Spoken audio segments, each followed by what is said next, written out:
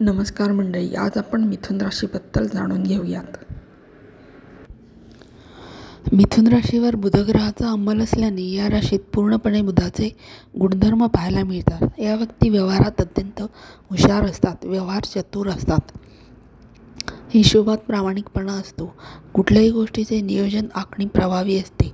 ही माणसं बुद्धिप्रधान असतात, त्यांची विचारशक्ती आकलनशक्ती तीव्र असते. ही माणसं बोलकी असतात, समूहप्रिय असतात, त्यांच्यात कौटुंबिक जिव्हाळा असतो. या व्यक्तींमध्ये प्रभावी समर्थन शैली असते. मिथुन राशींच्या व्यक्तींचे वाणीवर भाषेवर प्रभुत्व असते.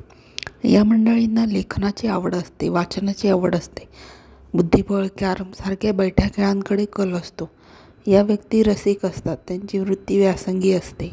ही माणसं सतत हसतमुख असतात, त्यांना संभाषण कला अवगत असते. या व्यक्ती मिश्किल विनोदी प्रवृत्तीच्या असतात. ही माणसं विनोद किस्से रंगवून सांगतात, सांस्कृतिक कार्यक्रमात सूत्रसंचालन चांगल्या पद्धतीने करतात. क्रीडा समालोचनाचेही त्यांच्यात कौशल्य असते. त्यांच्यात व्यक्तिमत्वात एक समीक्षक टीकाकार सुप्तपणे दडलेला असतो.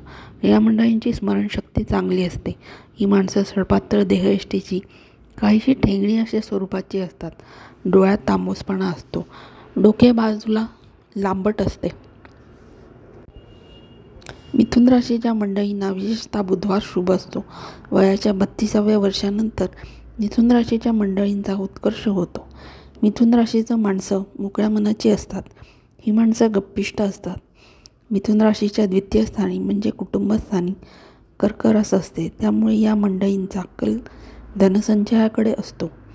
या व्यक्तींच्या आवाजात माधुर्य असते. तृतीय स्थानी सिंह रास असते. या व्यक्तींना सतत जवळचे प्रवास करण्याची आवड असते. तृतीय स्थान मिथुन रास असल्यामुळे या मंडळींना भातृसौख्य चांगले लाभते. चतुर्थ स्थानात कन्या रास येते, त्यामुळे ही मंडळी कुटुंबवत्सल असतात. घरी येणाऱ्यांचे स्वागत आदरातिथ्य मनापासून करतात. चतुर्थ स्थानी बुधाचे त्रास असल्याने मिथुन राशींच्या मंडळीचे घर म्हणजे एक छोटे ग्रंथालयच असते. ही मंडळी घरात बसून इंटरनेटवरून अथवा फोनवरून दुसऱ्या व्यक्तीशी तासनतास बोलत असतात. मिथुन राशीच्या पंचमात तूळ रास येते. तूळ रास ही शुक्राची रास, त्यामुळे मिथुन राशीची लहान मुलं अत्यंत चंचल पाहायला मिळतात. त्यांना हसत खेळत अभ्यास करायला आवडतो. तसेच जेवताना गोष्ट ऐकायला आवडते, गोष्टीची कॅसेट ऐकायला आवडते, खाता खाता गोष्टींचे पुस्तक वाचायला आवडते. युवावस्थेतील मंडळी पुस्तकातले किडेच असतात. पंचमस्थानी शुक्राची रास असल्याने व्यावसायिकांची मनोवृत्ती कमी वेळेत जास्तीत जास्त पैसा कसा मिळेल याकडे अधिक प्रयत्न असतो. ही माणसं प्रलोभनाकडे झुकणारी असतात. ही माणसं भिन्नलिंगी व्यक्तीकडे झटकन आकृष्ट होणारी असतात. भिन्नलिंगी व्यक्तीशी प्रदीर्घ काळ अगदी मनापासून मिठास बोलायला मिथुन राशीच्या मंडळींना सतत आवडत असते. मिथुन राशीच्या षष्ठात वृश्चिक रास येते. वृश्चिक ही मंगळाची रास, त्यामुळे मिथुन राशीच्या मंडळींना घरातील धारदार वस्तू, कळते पाणी यापासून धोका असतो. या व्यक्तींना पित्तविकार, रिक्तदाब यापासूनही त्रास संभवतो.